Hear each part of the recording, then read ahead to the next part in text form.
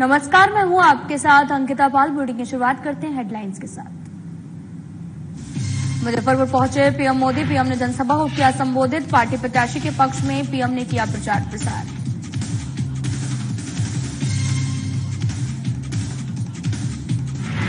तेजस्वी यादव का चतरा दौरा। 15 मई को चतरा दौरे पर आएंगे तेजस्वी यादव। महागठबंधन प्रत्याशी के पक्ष में करेंगे चुनाव प्रचार।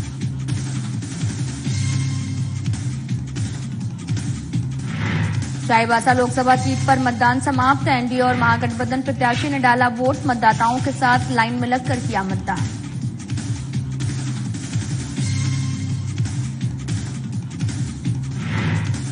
गोड्डा संसदीय सीट पर नामांकन जारी। निर्दलीय उम्मीदवार अभिषेक आनंद ने भरी हुंकार। तीसरे उम्मीदवार की एंट्री में चुनाव भी रण बना दिलचस्प।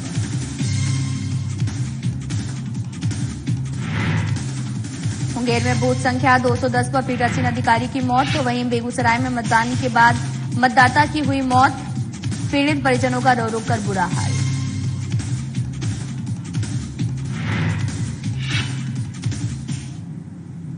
रुक करते हैं खबरों की तरफ। प्रधानमंत्री नरेंद्र मोदी मुजफ्फरपुर पहुंचे, जहां उन्होंने बदायूं में एक जनसभा को संबोधित किया। मौके पर काफी संख्या में लोगों की भीड़ भी जुटी। पूरा माहौल मोदीमय नजर आया और इस दौरान प्रधानमंत्री ने पार्टी प्रत्याशी के पक्ष में मतदान करने की भी अपील के साथ साथ विपक्ष पर हमलावर नजर आए। क्या कुछ कहा, आपको सुनाते हैं। जिनको रात में भी सोते सोते पाकिस्तान का परमाणु बम दिखाई दे, क्या इनको देश दे सकते हैं? क्या कहते हैं कि पाकिस्तान ने चूड़ियां नहीं पहनी है। अरे भाई, पहना देंगे। अब उनको आटा भी चाहिए, उनके पास बिजली भी नहीं है। अब हमें मालूम नहीं है कि उनके पास चूड़ियां भी नहीं है। इंडी गठबंधन वालों ने भारत के खिलाफ ही किसी से सुपारी ले ली है। कर्नाटका में कांग्रेस की सरकार है। उन्होंने क्या किया? सबके सब मुसलमानों को एक रात में हुक्म निकाल करके, ऑर्डर निकाल करके ओबीसी बना दिया। इसके कारण क्या हुआ? ओबीसी को जो आरक्षण मिला था उसमें उन्होंने डाका डाला। ओबीसी जो है पहले वाले, उनके पास कुछ बचा ही नहीं। अब मुझे बताइए, क्या ये मॉडल हम बिहार में लागू होने देंगे क्या? वो तो कहते हैं कि दलित, महादलित, पिछड़े, अति पिछड़े, आदिवासी, इन लोगों को जो आरक्षण मिलता है वो उनसे लेकर के पूरा का पूरा वो मुसलमानों को देना चाहते हैं। साथ दलित, पीड़ित, आदिवासी, वंचित, ओबीसी, इनका आरक्षण लूटना चाहते हैं ना? वो जरा लिख लो, ये मोदी है, जान की बाजी लगा दूंगा, लेकिन आपको न संविधान को हाथ लगाने दूंगा, न धर्म के आधार पर आरक्षण करने दूंगा, और न ही एससी, एसटी, ओबीसी का आरक्षण छीनने दूंगा।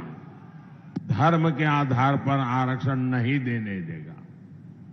और ये मोदी की गारंटी है। 10 साल पहले महंगाई की स्थिति क्या थी? तब एक ही गाना चलता था और बिहार में तो बहुत चलता था, महंगाई डायन खाए जाता। प्रधानमंत्री नरेंद्र मोदी की बिहार में आज 3 सभा थी। हाजीपुर, मुजफ्फरपुर के बाद में पीएम मोदी ने छपरा में तीसरी जनसभा को संबोधित किया, जहां पीएम मोदी ने खुद को जमीन से जुड़ा इंसान बताया। वहीं इंडी गठबंधन वाले मुंगेरी लाल के हसीन सपना देख रहे हैं। आपने मुझे एक जिम्मेदारी दी और मैं उस जिम्मेदारी को बहुत ईमानदारी से निभा रहा हूं। उतनी ही ईमानदारी से मैं आज देश के लोगों को अपना रिपोर्ट कार्ड भी दे रहा हूं।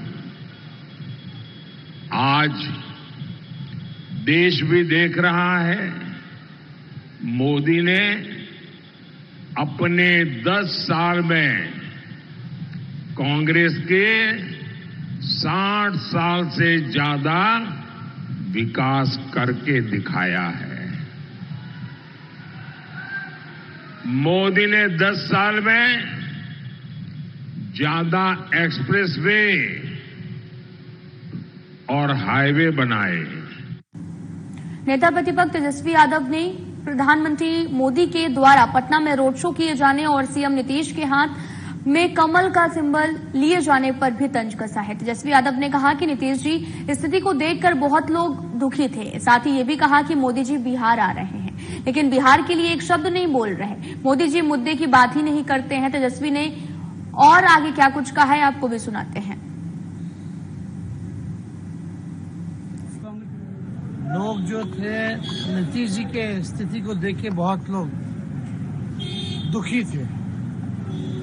जिस हिसाब से उनका बॉडी लैंग्वेज रहा, लग रहा था कि जबरदस्ती जो है उनके हाथ में कमल जो है थमा दिया गया।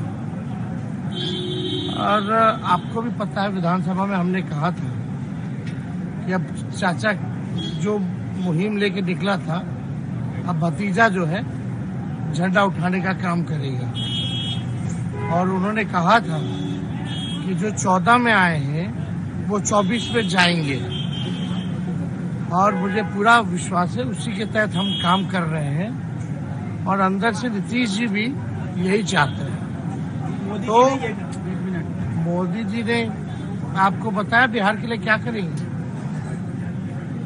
हम तो कहीं नहीं सुने। बिहार आ रहे, लेकिन एक शब्द बिहार के लिए नहीं बोल रहा। क्या बोला उन्होंने? नौकरी के बारे में, कारखाने के बारे में, निवेश के बारे में, विशेष राज्य के दर्जे के बारे में, पटना यूनिवर्सिटी को सेंट्रल यूनिवर्सिटी देने के दर्जे में। मोदी जी काम की बात नहीं ना करते तो बेकार की बात करते हैं। बिहार के सीएम नीतीश कुमार मधुबनी लोकसभा क्षेत्र के हरलाखी विधानसभा के उमगांव पहुंचे हैं, जहां उन्होंने दीनदयाल +2 उच्च विद्यालय के मैदान में एक चुनावी सभा को संबोधित किया। इस दौरान सीएम नीतीश कुमार ने पार्टी में भीतरघात करने वालों को स्पष्ट चेतावनी दी और साथ ही मुख्यमंत्री मधुबनी लोकसभा क्षेत्र से एनडीए प्रत्याशी डॉक्टर अशोक कुमार यादव के समर्थन में आयोजित सभा को संबोधित कर रहे थे। अपने संबोधन के दौरान सीएम ने अपने द्वारा किए गए कार्यों को साझा करते हुए जनता से एनडीए प्रत्याशी के पक्ष में वोट करने की अपील की। साथ ही फिर नरेंद्र मोदी को पीएम बनाने की बात कही है। शिक्षा हम जो करवाए तो उसमें देखें कि संख्या तो बढ़ी, लेकिन आप जान रहे हैं कि जो कम उम्र वाले निकले हैं लड़के, और उसको तो देख लीजिए कि उसमें कितना नीचे जा रहा है। तो इस तरह से बहुत ज्यादा होगा। तो एक एक तरह से हम लोगों ने हर तरह से काम करवाया है। अब आप समझ लीजिए कि एक एक तरह से हम लोग काम कर रहे हैं। और स्वास्थ्य के क्षेत्र में भी काम करते रहते थे। क्या होता था पहले जी? आप जानते हैं प्राथमिक स्वास्थ्य केंद्र में ये लोग कोई काम करते थे, कितना कम काम करते थे। अब प्राथमिक स्वास्थ्य केंद्र में एक महीना में मुश्किल से 29 मरीज आता था। एक दिन में 1 या एक दिन में 2 लोग सबके लिए तो सारा का सारा काम किए हैं, लेकिन इन सब चीजों के बारे में तो चर्चा होती नहीं है और कोई चर्चा उर्चा करता नहीं है। और बात जो किया गया है, अब पहले लोग कोई काम नहीं करता है। फिलहाल यहाँ रुकते एक छोटे से ब्रेक के लिए।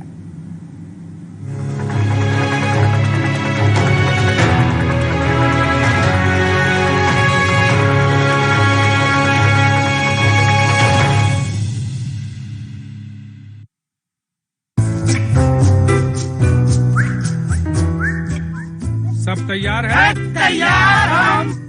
लेकिन रमेश और सुनीता कहाँ गए? सुनीता तो खाना बना रही है और रमेश पौधों में पानी दे रहा है। क्यों? क्या उन्हें नहीं मालूम कि आज सबको एक साथ यहाँ इकट्ठा होने के लिए कहा गया था? पर दादाजी, मुझे मालूम है कि रमेश और सुनीता यहाँ काम करते हैं, लेकिन उनके बिना ये परिवार अधूरा है। अब जाके हुआ ये परिवार पूरा। चलिए अब इधर देखिए। ठहरिए, आज मतदान दिवस है। फैमिली फोटो यहाँ नहीं, बूथ पर होगा।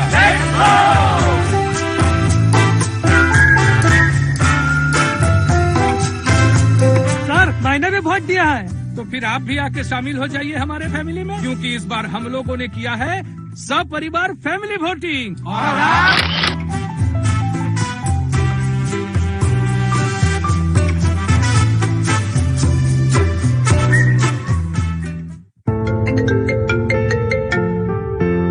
हाँ डैड, हाँ बस निकल रही हूँ। ओके निकल रही हूँ, अदरवाइज मेरी फ्लाइट मिस हो जाएगी। Okay bye bye. भैया थोड़ा जल्दी करिए ना, मेरा बस खुलने वाला है।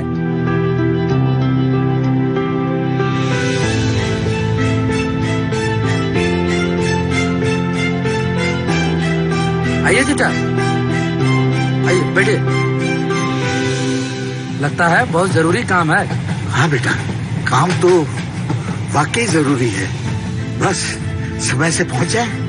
चिंता मत करिए चाचा, इस बार अपने झारखंड में दिन भर मतदान, सुबह 7 से 5 बजे शाम। हम सब भी वहीं जा रहे हैं। अच्छा, चाहे कहीं भी करते हो काम, शहर या 7 समंदर पार, आ जाओ करने वोट। यही है लोकतंत्र की पुकार।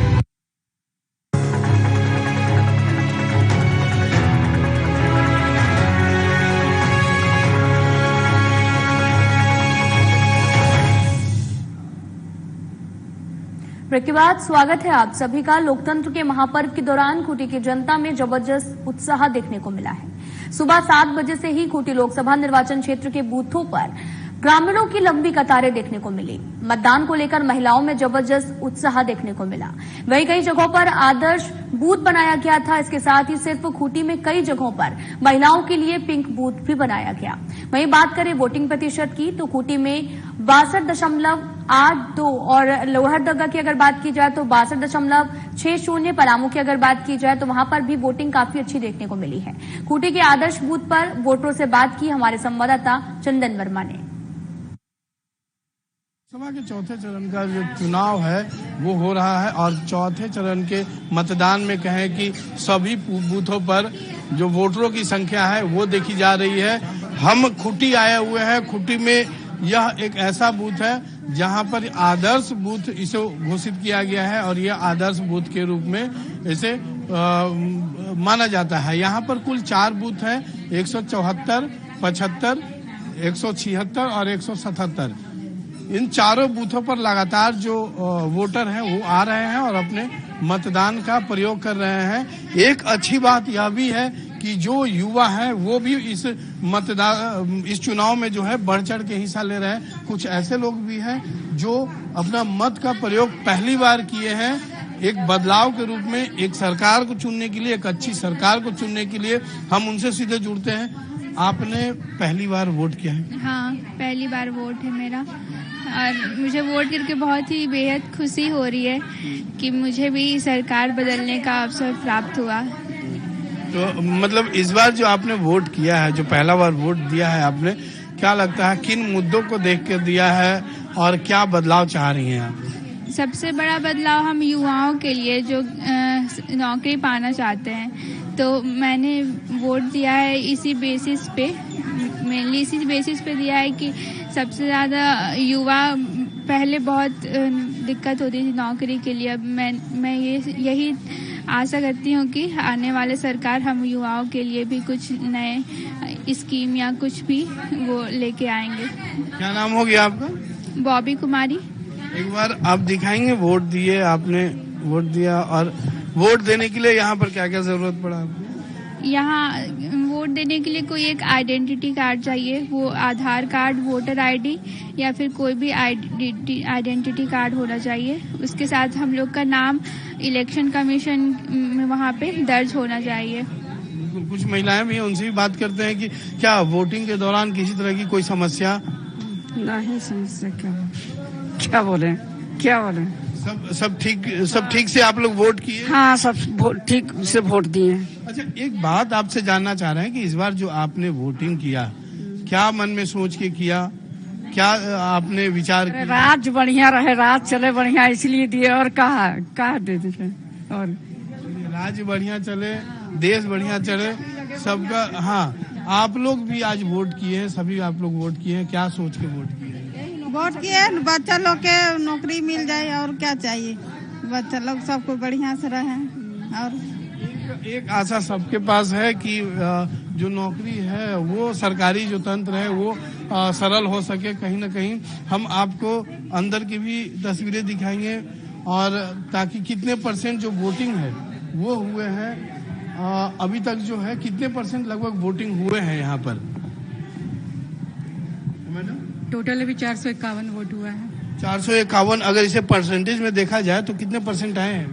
कितना %? 48% है। अब तक जो मतदान हुए हैं शांतिपूर्ण रहा है, और किस तरीके से मतदान यहाँ हो रहा है, क्योंकि यह एक आदर्श बूथ है, लोगों को यहाँ पर हर सुविधाओं की व्यवस्था की गई।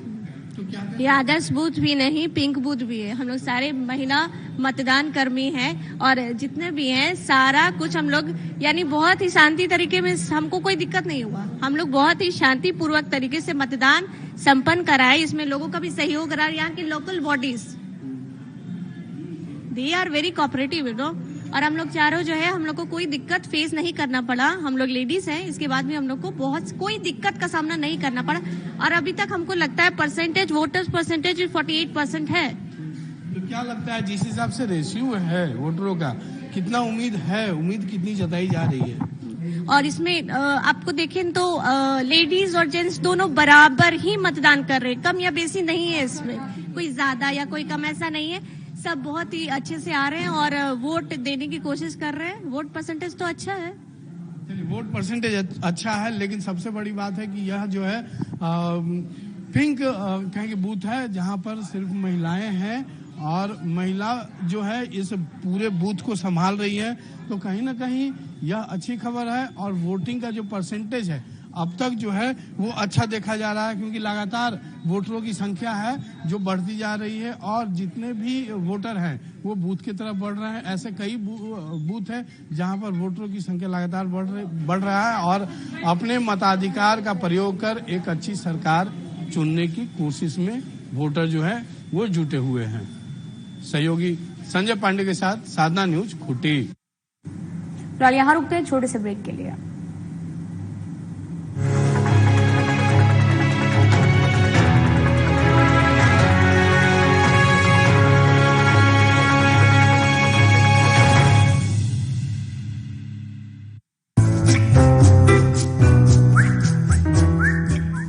सब तैयार है? तैयार हम।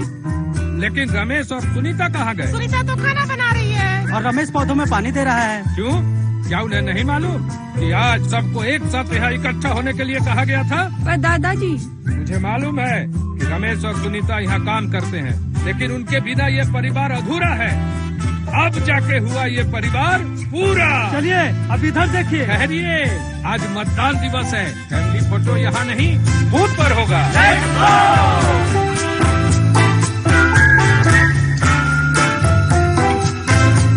सर, मैंने भी वोट दिया है। तो फिर आप भी आके शामिल हो जाइए हमारे फैमिली में, क्योंकि इस बार हम लोगों ने किया है सब परिवार फैमिली वोटिंग। और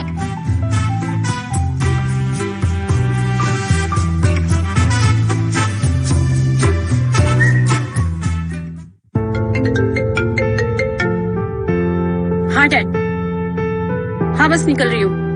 ओके निकल रही हूँ, अदरवाइज मेरी फ्लाइट मिस हो जाएगी। Okay bye bye. भैया थोड़ा जल्दी करिए ना, मेरा बस खुलने वाला है।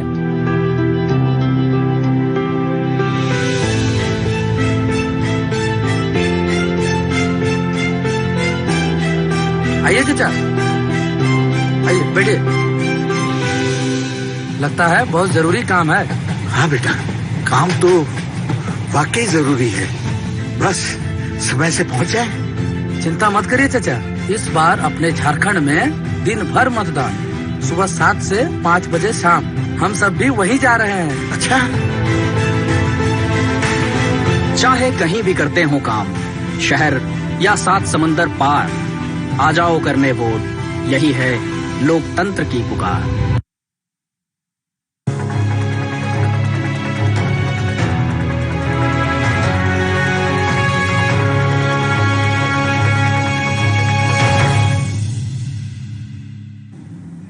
ब्रेक के बाद स्वागत है आप सभी का। लोकसभा चुनाव के चौथे चरण में पलामू में मतदान शांतिपूर्वक संपन्न हो गया है।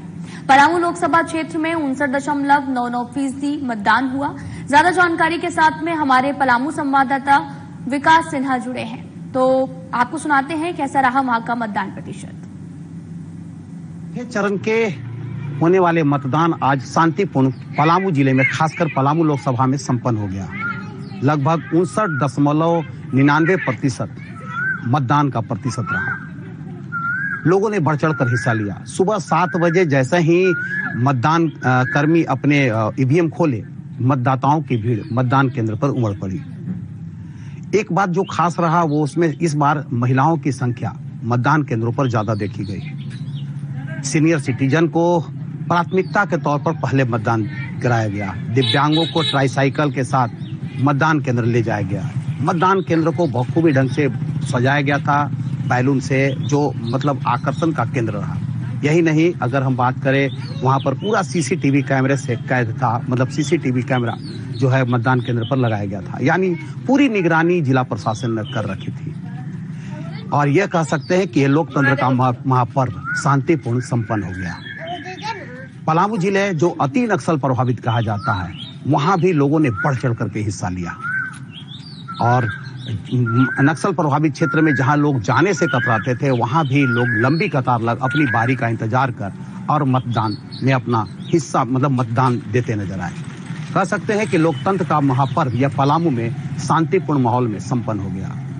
जो प्रतिशत रहा वो बारी बारी से बताते हैं कि पलामू के जो लोकसभा जो है क्षेत्र है, वहाँ 6 विधानसभा होते हैं। 6 विधानसभा में सबसे पहले अगर हम करेंगे डाल्टनगंज विधानसभा की बात, तो डाल्टनगंज विधानसभा में लगभग 60.62% मतदान का प्रतिशत रहा। जबकि अगर हम बात करें बिस्लामपुर विधानसभा का, तो वहाँ 58.60% रहा। छतरपुर में 59.20% रहा। हुसैनाबाद में 55.0% रहा। गढ़वा विधानसभा में 62.74% रहा। जबकि भवनाथपुर विधानसभा में 62.11% मतदान हुआ। यानी कुल मिलाकर देखा जाए तो 59.99% रहा। सरकार भी हो या फिर जिला प्रशासन लगातार मतदाताओं को जागरूक करने के लिए हर तरह के हथकंडे अपनाए, हर तरह के कार्यक्रम करके आयोजित कर मतदाताओं को जागरूक किया। और जिला प्रशासन का नारा था कि 80% पार हो। लेकिन जिस तरह से चुनाव हुआ और गर्मी की तपिश जिस तरह से थी, लोग मतदाता घर से नहीं निकले। यही वजह है कि 59.99% तक की जिला प्रशासन की बात हो या ये जो प्रतिशत रहा मतदान का, वो सिमट कर रह गया।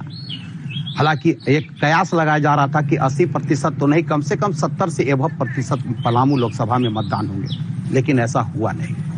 और इस तरह देख सकते हैं सड़कों पर सन्नाटा है। लोग दिन भर घरों में डूब के रहे। धीरे धीरे लोग जो है मतदान केंद्र पर गए। जैसे जैसे सूर्य की तपिश बढ़ते गई, वैसे वैसे मतदान केंद्र पर मतदाताओं की संख्या घटते रही। सुबह में मतदान का प्रतिशत ठीक रहा, लेकिन बाद में वो धीरे धीरे शाम को जाकर कम हो गया। इस तरह से पलामू लोकसभा का महापर्व संपन्न हो गया। कैमरामैन कृष्णा के साथ विकास सिन्हा, साधना न्यूज, पलामू। तो बढ़ते आगे, गोपालगंज शहर के सरिया वार्ड नंबर 1 में बिना बरसात के ही बाढ़ आ जाने से मोहल्ले के लोग त्रस्त हैं। लोगों को महामारी का भय सता रहा है। आपको बताते चले कि ये एक दिन की समस्या नहीं, यहाँ पर सालों से जल जमाव की स्थिति का सामना स्थानीय लोगों को करना पड़ता है। हमार दुकान नहीं चलत, में लड़का को हमार गिर जाता रहा, में हमारा सब हाथ गोड़ को टूटे टूटे बच गए। क्या दी वो तो कुछ सुनते न, हम कहला पर बोलते नहीं था। है न खाए के बंद न पानी हो, वो घर में डूबल बा है ना, वहाँ देखा मुक्ति न लड़का गिरा। बिहार के किशनगंज जिला से एक बड़ी खबर सामने आ रही, जहां पर आपको बताते चलें कि नेशनल हाईवे 327E में सड़क दुर्घटना में एक युवक की मौत हो गई है। घटना कोचा धामन प्रखंड के सपटिया बिशनपुर के पास हाईवे की है। बताया ये भी जा रहा है कि तेज रफ्तार ट्रक की चपेट में आने से बाइक सवार की मौके पर ही मौत हो गई है।